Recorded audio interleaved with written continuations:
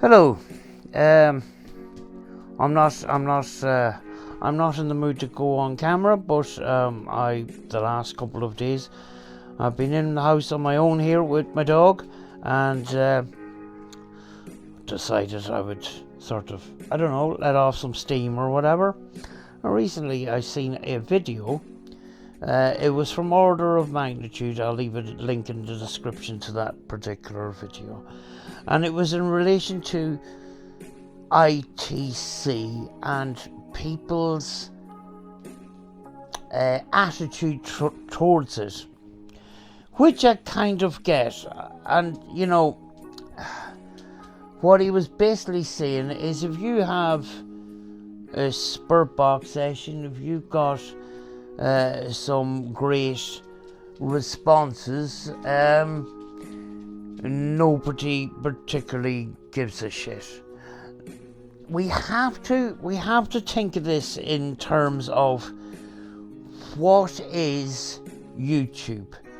You know, YouTube is a platform for people to make videos to entertain people. Now, if you decided to, go to the shop and get some popcorn and stuff, what video would you sit down and watch? Would it be a spurt box session or Ghost Adventures? You know, and you know, most likely the answer would be Ghost Adventures, because it's got a variety of entertainment. You see, ITC, in a way, it's a small niche. It's a small part of the paranormal, which is kind of a little bit separate to paranormal investigating. ITC, a lot of people in ITC are people like me that are getting a bit older, have a few health issues, love the paranormal, can't get out much, and ITC is a good way of still being involved in the paranormal without having to go out to abandoned buildings and have that full production where, you know, you're lugging equipment and walking through abandoned houses in the middle of the night. And, you know, some people, you know, a lot of the people I've seen in ITC are those kind of people that have sort of mobility issues and stuff.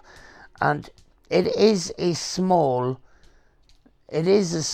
club. Now, what is the difference between a response on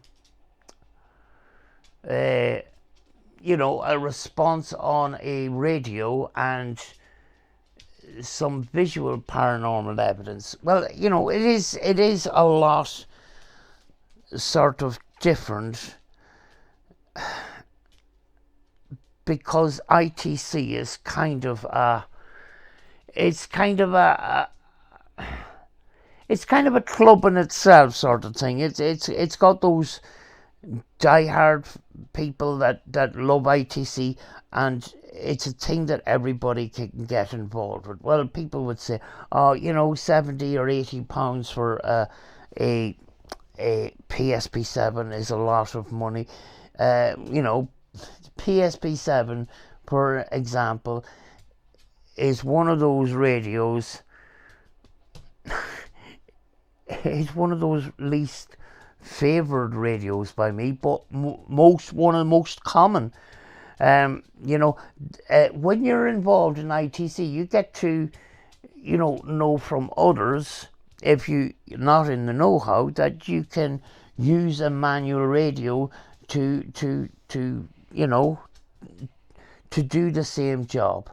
In other words, you can buy a radio for £13 to £20, on Amazon, and if it's got a manual scan, you're good to go, you know. And there's all kinds of manual radios. It is. No, I don't want to go into too much about Andrew from Proven Demons, and I know he's gone a different route. I'm not going to go into all that, but one of the things that he done was he bought a radio from Tesco's and learned to use that like he was playing an instrument. And as far as I know, he still does that.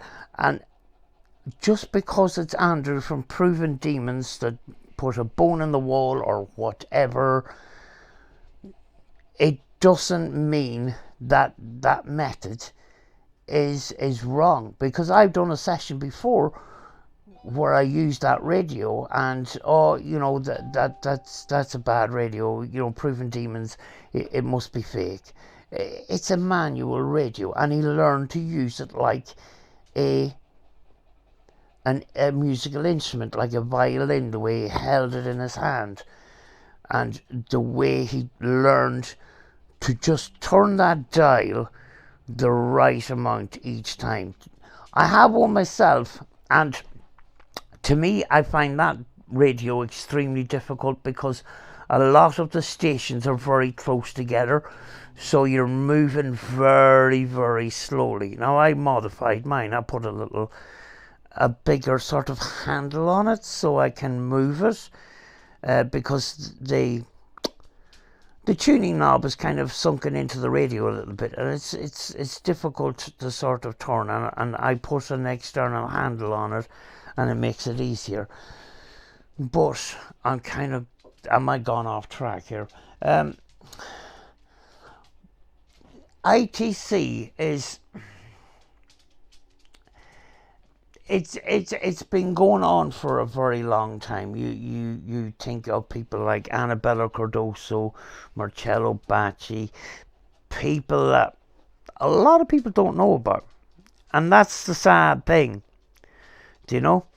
And very often when it comes to YouTube, ITC is introduced to them through a paranormal investigation and somebody using a PSP-7. It goes way, way, way further than that. You know, and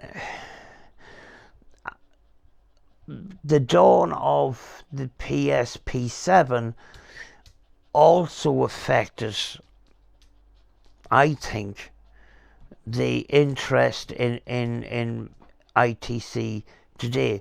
Both sort of good and bad. Bad because it is extremely noisy.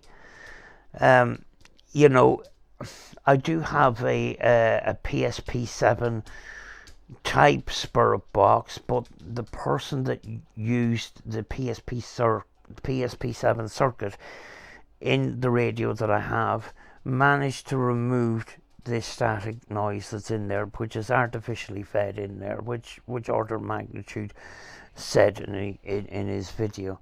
But actually the circuit itself is quite good. But the PSP-7 it's a mass-produced radio. A lot would say, you know, it's reasonably priced. I would say overly priced because of the quality of what it is.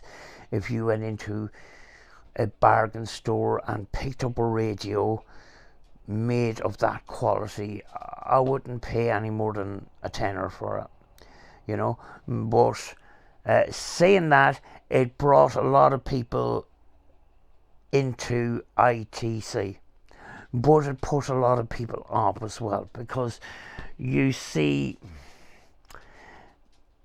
with YouTube and people buying the PSP-7, there was a big massive flood of PSP-7 spirit box sessions from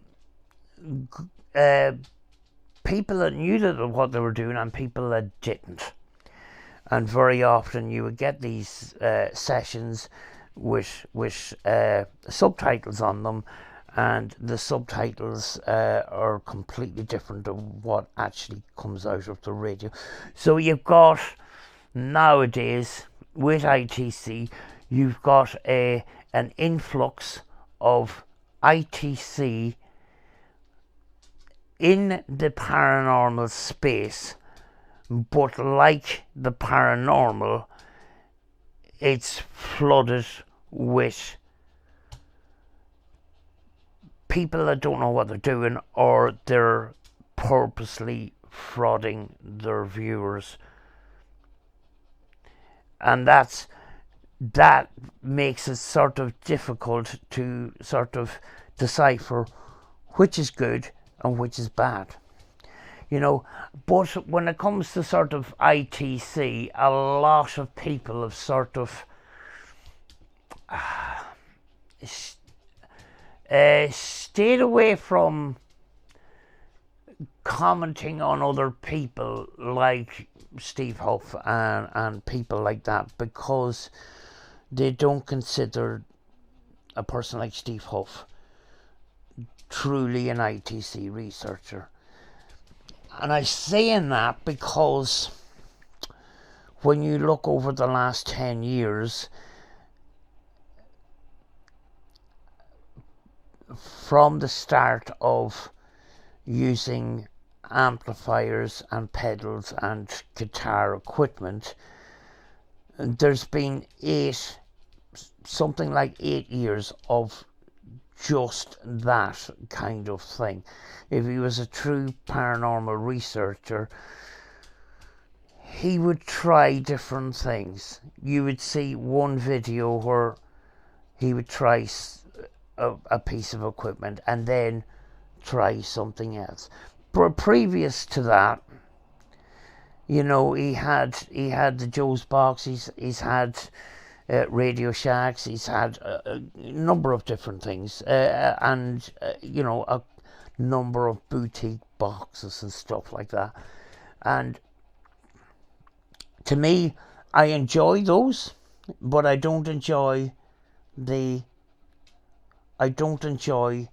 guitar pedal era, simply because there was no effort to change. Yes, there was times where, I've made a massive discovery, which turns out to be not very much at all, and more of a hype to an audience. And we basically we don't generally talk about him, because it's not only is it sort of not ITC, it's something that's just we just don't want to talk about it, because it's irrelevant to what these other people are doing. And a lot of these other people, you know, they would set up social medias and have little private groups. They don't want huge amounts of people, and that very often is not portrayed on YouTube. People don't know who a lot of these people are, but they have their small little private groups. They have the small private groups where they know the people that are joining their group. The other people that are joining their little group are ITC researchers themselves, and they probably all know each other. They, you know, sometimes they shy away from publicly publishing everything, because you will get comments like, "Oh, great video," and that, and then you ask yourself, did they actually listen to the flipping responses, because they haven't commented on them? Or you've got comments, you know, "Oh, it's all fake, it's a broken radio, it's all fake," and a lot of these people, they just don't want, it's been going on for years. They don't want that kind of crap. So very often you'll have these people in these private groups, and all those people are ITC researchers themselves. So they all have a common they all have a common understanding, and they don't have to put up with public judgment, and they don't feel like they need to get approval from the public. You know, and when it comes to YouTube, when you see a YouTuber who claims they're ITC, you see some of them, Huff, Cody ITC, a lot of these people, what they want is they want the pat in the back. Look at me, I can get this communication, I'm flipping brilliant.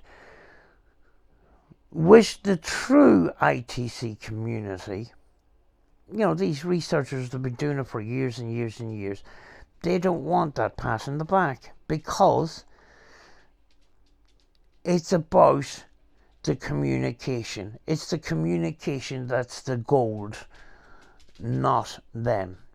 You know, when I do ITC research, or I do Spirit Box session, and I get responses, I'm the delivery person, and I'm happy enough with that, because it's not me achieving that communication. Yes, we can use equipment, we can buy equipment.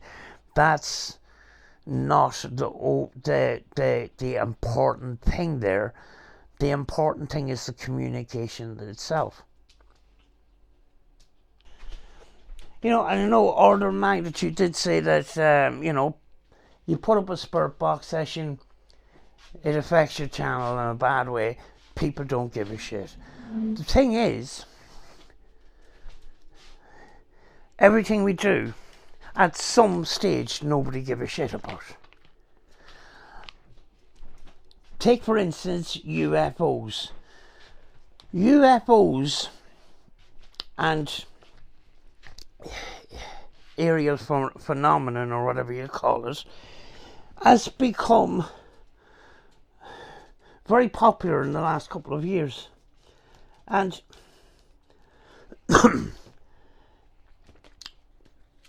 there was a time where nobody gave a shit about it. The thing is, we do ITC. What do we communicate? We don't flippin' know. What if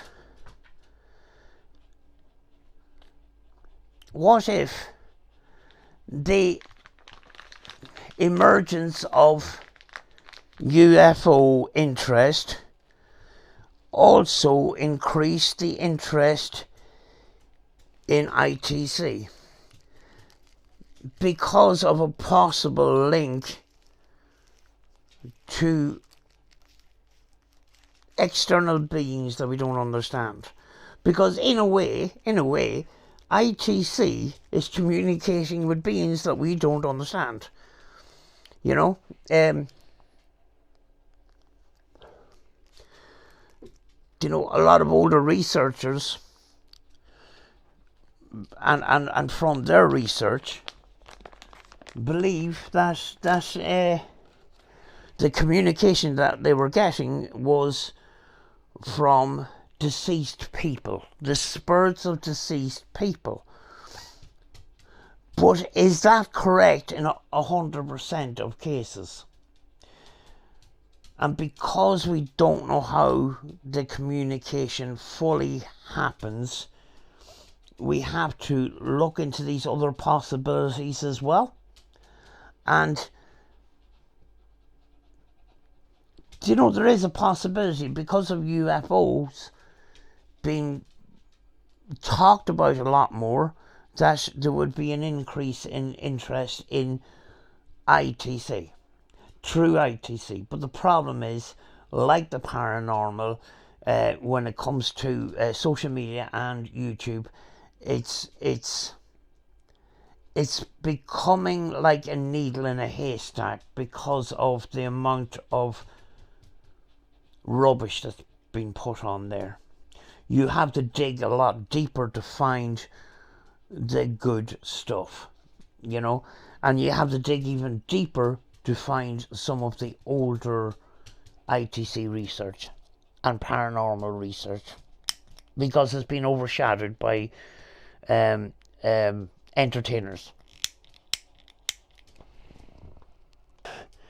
Another thing this order of magnitude brought up was he lived in a house which he believed that there was a spirit in, and he was getting good sessions, but he believes since he moved, not much is happening there, and it would affect his sessions. From older researchers, and even experienced myself, you do not have to be in an area where it's haunted to do ITC researchers. That's the beauty of this. And if you look at Annabella Cardoso's videos, she specifically says that you do not have to be in a graveyard or in a cemetery or in an abandoned building. You can do your research at home. Now, some people think you turn on the spirit box and the spirits in your house communicate with you. The problem with that theory is we don't know how the communication fully takes place, and they could be communicating with us like a radio station. When we say spirit energy, I'm not, a lot of people say spirit energy and they picture a misty cloud or a mist in the shape of a human figure. Energy isn't like that, as we know. So what is spirit energy? Do you know? When you think about, you could be on top of a mountain and get communication. You could be in a boat in the middle of a lake and get communication. We don't exactly know the full aspect of how that communication takes place. So to assume that the spirits come around you when you turn the spirit box on and the spirits in your house are communicating with you is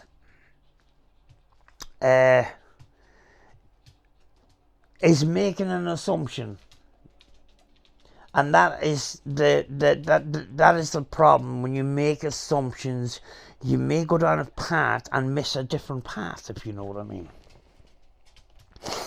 Why do we do spirit box sessions and ITC and put it on YouTube? If you put ITC and spirit box sessions on YouTube, and your goal is to become famous on YouTube, you're going to be very, very disappointed unless you are a massive entertainer and exaggerate what you're doing, which is basically frauding your audience. We put spirit box sessions and ITC on YouTube for the few that like ITC and paranormal research, the true people that really, really like the true aspect of the paranormal. And you're not going to get a huge channel from it, but you may influence somebody to look at things a way different than they did. And if you decided not to do that, you might be taking that away from somebody, if you know what I mean. It's not about numbers, it's not about views, it's not about subs. You do that ITC research, you get that response that you were there, and you get excited about it. You put it on YouTube, people aren't as excited as you because they weren't there. And that is the thing. But the thing is, you can look down the line years from now, and that would trigger your memory. Oh, I remember I got that response. Very often it's a personal experience. And to look at ITC as a sort of as growing your YouTube channel, it's you're missing out if you think that way, because you're going to be disappointed if that's your main goal. But if your main goal is that communication, those responses, as few as they may be, they're special to you. You know, they're not as special to the viewers. They may be blown away, and they may be, wow, they may be all excited and all the rest of it, but they'll not be excited as you, because you were there, you turned on the radio, you asked the question, you got that response. And if you didn't have that recording of that video, you may forget about it years down the line. So that is one of the reasons why it's important to document your stuff. And even if you don't put it on YouTube, put it on a hard drive and keep it. If you don't want the public to see your ITC, put them on a hard drive and keep it, you know.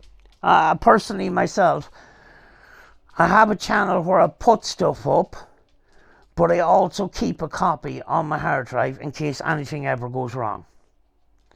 Do you know? When people talk about ITC community, the first thing people come up with is Hope Paranormal, Cody ITC, all that kind of stuff. To me, it's cringe, because that's YouTube. You know, in the ITC community, nobody talks about them.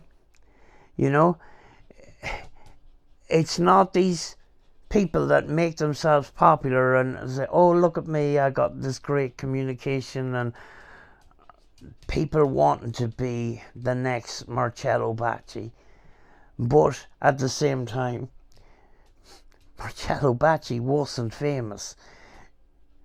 He's well known in ITC, in the ITC, in this ITC community, but worldwide he wasn't a superstar. You know, he was a humble man. And very often people that are in ITC, they're humble, because they're grateful for the communication, and it's not about them, it's about the communication itself. So that's one thing we have to remember about this. YouTube is about big egos and entertainment and stuff like that. You have to dig a little bit deeper to actually get into the paranormal community itself.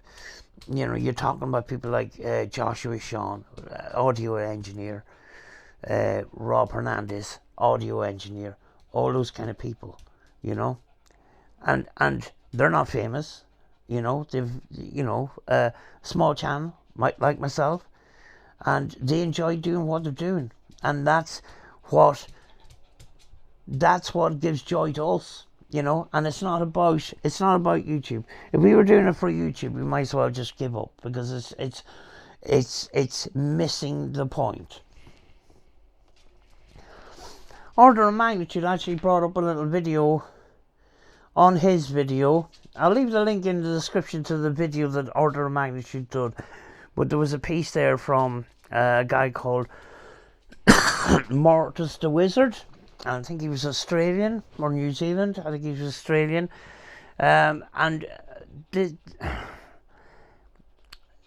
was one of a few times where he decided to have a rant, and he decided to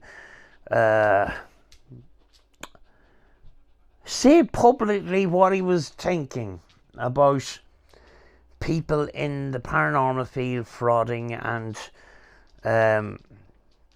making it about them and stuff like that. And he brought up a great point, and I actually thought about this point before. I've never seen this video, and he made the point about Jesus coming into the temple and finds that there's people selling stuff in the house of God, and Jesus got a bit annoyed and kicked them all out. It's about, and that was disrespecting his father's house.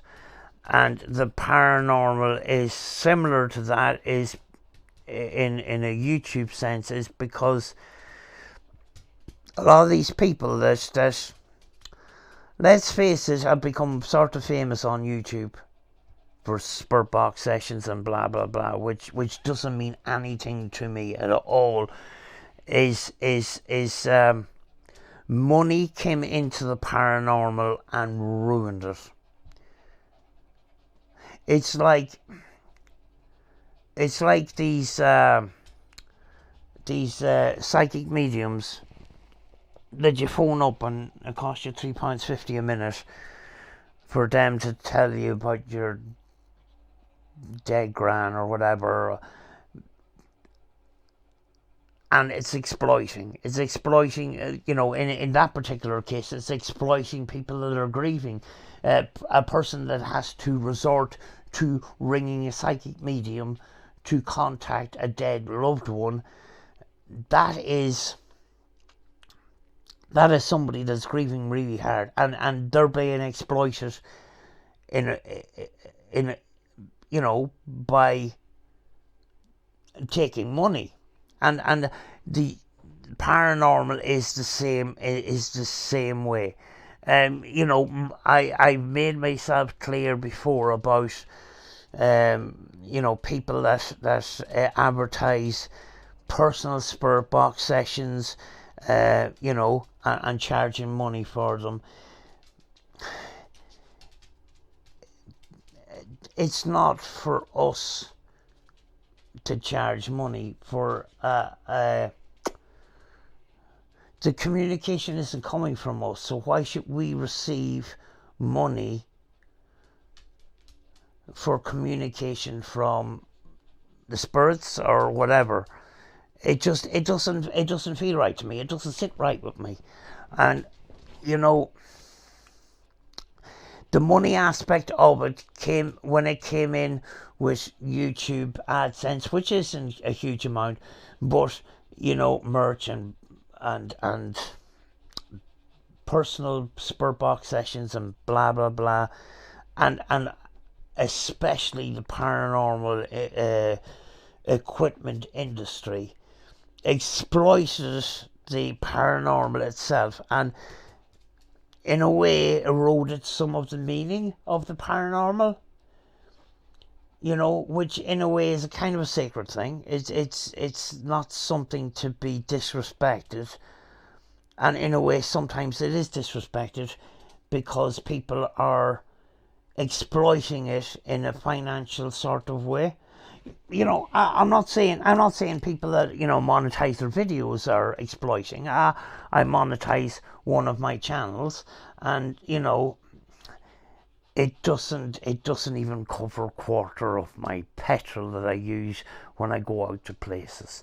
It's not that much. But when the financial part of it becomes the main part of it and the main motivation to do it, that the proper meaning and the proper focus is lost. Order of magnitude goes on to say that 9 times out of 10 you will not get anything on the spirit box. You will not get communication. You'll get communication 1 out of the 10 times. That I used to believe in, but when I see others doing this, I think you can increase that odds a lot more But by doing, to increase that odds, you have to, I do believe in connection. I do believe that you can't just take out a spirit box once every couple of months and expect to have miracles. I think the more regular you do it, the better chances you have. Annabella Cardoso in one of her videos says, do your sessions regularly. Now she's talking about direct radio voice. She's not into the scan radio thing, but it sort of still applies here. Do your spirit box sessions regularly. Try do them at the same time every time.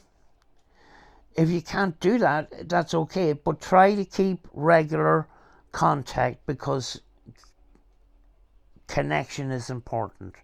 Now, Steve Huff says connection is very important. That's one thing that we sort of can agree on. I find when I do regular sessions, I get regular responses. If I leave a gap, which I've had recently, I'm not getting as much as I did. And Phil did say, the first box that he got was from his wife, was a PSP7. And he tried that. He didn't get anything for months. My first scan radio was a PSP11. I didn't get anything for months. Then all of a sudden, I got something, and then you get more, and you get more, and you get more. It takes a while for that. It takes a while for that connection to happen. That's the only way I can sort of explain it. But I think you do increase your odds if you do regular sessions.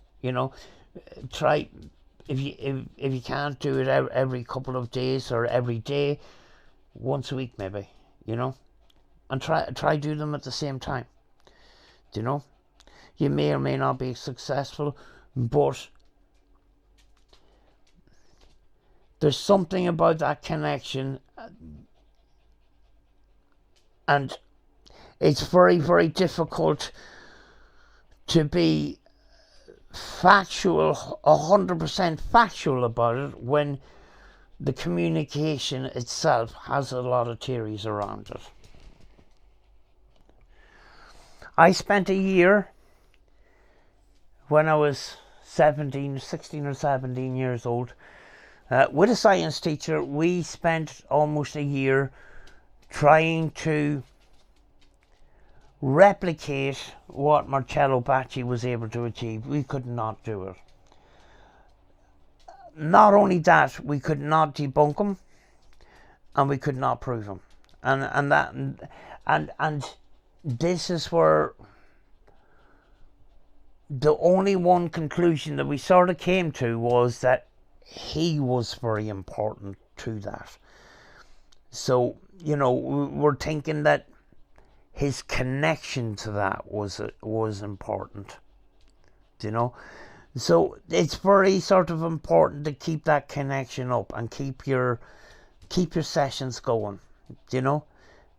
It doesn't have to be for very long, 15 or 20 minutes, but try keep a regular connection, and that the communication does actually grow. It does get better, and I know this. Now, I'm disappointed that I left a big gap, and I sort of have to build that connection back up again, but I know that the connection works. There is people out there, I can't remember his name now, but he was one of the first guys to hack a Radio Shack 12-170 or something like that. It was like, the popcorn thingamajig, they call it the popcorn box, the little white one. They called it the Shack hack. There was a step up from that, and he was the first to to hack that, because he went into Radio Shack to get these other ones, and they were the first, commercial radio to be hacked. And they ran out of those boxes, those radios, but these 170s or whatever you call them, they were available, and he decided he would try that, and he found out that the circuit inside those were similar to the other boxes. So he was the first guy to hack them. He has a private Facebook and Facebook group, and he actually, for the last number of years, has been doing sessions every single day. I'm trying to find my head is trying to find the code for this radio. 12-470. The 469.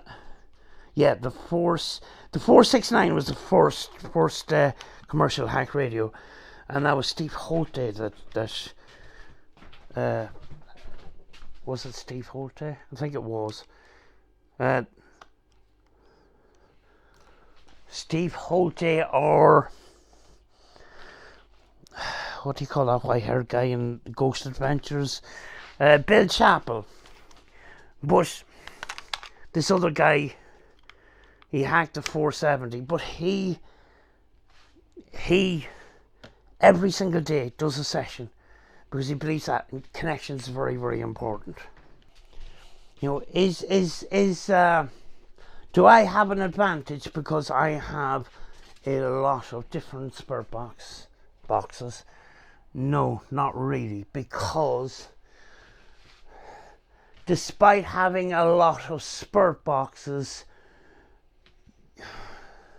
you grow a connection with a certain few, and a certain few gives you the best results. Now, the couple of spare boxes that I have, it may be a completely different story to somebody else. Like, for example, I don't use the 12-587 often enough, but it's not the one box that I turn to all the time.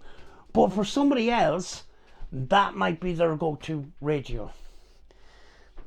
I have a box, a Goodman's radio that Appy Droid hacked for me with a random scan on it. I like jumping to that one. Rob Hernandez, he made a box for me. I jumped to that one. The 12-587 I always have in my bag, just in case. But for somebody else, a different radio, Robert's radio, might be something that they would get a connection to, or they would get an attachment to, and they would get more results from that radio than using a different radio. I've loads of other radios. I've PSP 7s, PSP 11s, that Ghost Stop one, what do you call it, the shit box, S box, and I have the T1, which is better than the S box, but looks like the S box, but it's black. That wasn't available in my country, but now is, and I find that one a pretty good one. Some people don't like the noise, but it's got less noise than the S box. If you got one spare box, or if you got one manual radio, you can get that connection. You can build that connection from that one radio. So don't feel like you have to fill your house with radios like me. The main thing I want to say about all of this is if you're into ITC, just enjoy it. And stay focused on what's important. People always seem to attach YouTube with the paranormal investigating, YouTube with ITC and stuff like that. YouTube is not the paranormal. YouTube is not the ITC. ITC, paranormal, it's YouTube is only a platform for you to display your stuff to the public, which is not necessary for you if you choose not to use it. But you don't need a pat on the back from the public. You don't need people to tell you that, oh, you've done a great job. As long as you get enjoyment from yourself in what you're doing, that's the most important thing. But another thing, don't be afraid to try different things. I've tried different things. I've shared it with public the minute I've tried it, even though if it was a failure and that. But you can try different things and not show it to the public. Experiment. Try different things.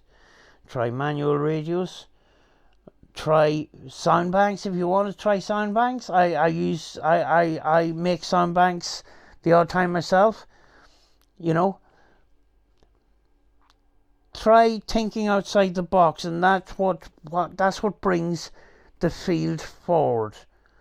That's where the new ideas come from. New ideas sometimes come from bad ideas. Sometimes a bad idea might have something good in it that will lead to a good idea. So don't be afraid of any of that. But please don't consider ITC, Steve Huff and Cody ITC and all these people, because that's not what ITC is really about. And when it comes to the paranormal community and it comes to ITC community, it goes way deeper than the couple of people that have made themselves famous from it. It goes way deeper than that. And it's like the paranormal, like ITC, it's not about egos. If you see egos in that, it's a red flag. You know? Be humble, enjoy what you're doing. You know, experience for yourself if you can. You know, and as I says, if people can't afford a PSP7, which is a difficult radio, I think it's a difficult radio for a beginner. People say it's a great beginner's radio. It's to me, it's not, because there's a lot of noise. I you know, try a manual radio. You can get a manual radio for 20 quid in a supermarket, like. You know, pick up that radio. Turn that dial. Is that dial comfortable enough for you to use? You know, some dials are very stiff. Some, you know, and some are very in an awkward place. Is it comfortable in your hand and stuff? And there's, you know, as I says, there's a couple of radios out there. The Gradio R917 I got on Amazon for £20. I can hold it in one hand and I can scan it with my thumb. And I every so often I pick it up while I'm watching television and I spin my thumb around in it like I'm holding a fidget spinner or something. It's like I'm practicing that manual scan.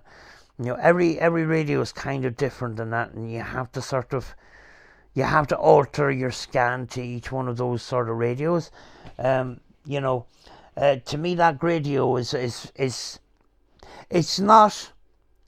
I have quieter scans, you know, where it's very clean. There's no static at all. The Gradio is clean enough, but there is a tiniest little bit of sort of static in that. But it is a very good radio, even if it is just £20, you know. But you could pick up a radio in a thrift store or a second-hand store or a charity shop, and you know, it's not all about just hack radios and that. You know, try something different, you know, and just enjoy it. You know, just enjoy it. Don't, egos don't belong. You know, keep your ego under wraps when it comes to ITC and the paranormal. You know, because very often what you do experience is a very humbling experience. You're getting communication from something that you don't fully understand yet, and nobody does fully understand that yet. And that is a special thing. It may not be that special to the public, but it's special to you, you know? And that's the important thing about it, you know? You know, you're not, with ITC, you're not going to get a huge pat in the back from thousands and thousands of people. But the fact that you've achieved communication with something that you can't see and getting answers to a direct question that you asked, it's a special thing, and it's kind of watered down by TV shows and YouTube and entertainment fakery and that. It doesn't entertain a lot of people, but it's a special thing. It's a secret thing, and you got to think of it in that sort of way. Anyway, I'm gonna go, and hopefully I'm on camera soon and back to myself. But until then, I will see you, and thanks for listening to me. Bye bye.